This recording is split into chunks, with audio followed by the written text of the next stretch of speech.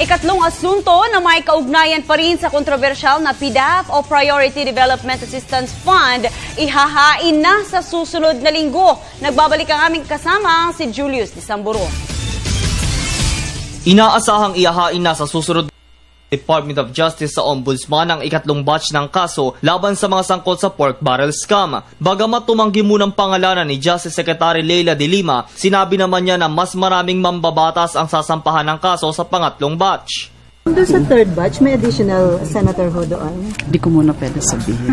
Pero ilan po lahat? Hintay na lang po. Sandali na lang po yun. Plunder yung charges? Mukhang dyan sa batch na yan, baka walang plunder. Kasi ang basis ng plunder, yung alleged kickback, no? Yung amount.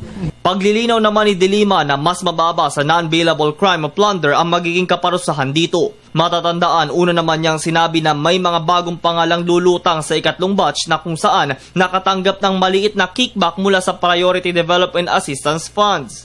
Even if some of the PDAF are more than the threshold amount for plunder. I mean the cost itself or the amount itself of the projects involved. Pero since ang batayan ng whether plunder or malversation ay yung amount naman ng alleged commission or kickback, mukhang hindi umabot. Meron doon halos abot.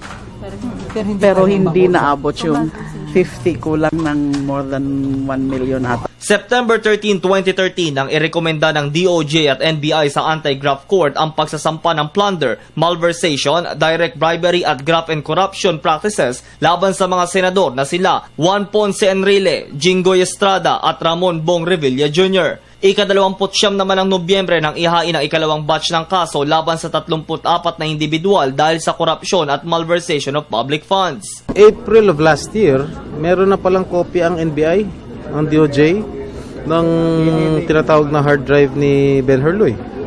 Pati isang pahayagan meron na, pero ang lumabas sa media, 3 lang kami.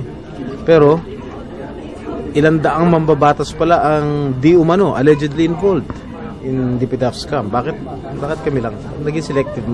Kaya lang, pag sinuspindi kami, I cannot file any bills. Kasi suspended nga. So, kung hindi kami masuspindi, I will keep on filing bills. At gagawin ko pa rin yung trabaho ko bilang isang senador. Siyempre, maski na nandun ako sa kulungan, pwede akong magsusulat, ano? Alinsunod na din sa kampanya kontra korupsyon ang pamahalaan, umaasa ang ilang militanteng grupo at ang taong bayan na may mananagot na dahil na din sa mga ebidensyang lumulutang sa maling paggamit ng pondo ng bayan. Para sa Telebisyon ng Bayan, ako si Julius de Samburo.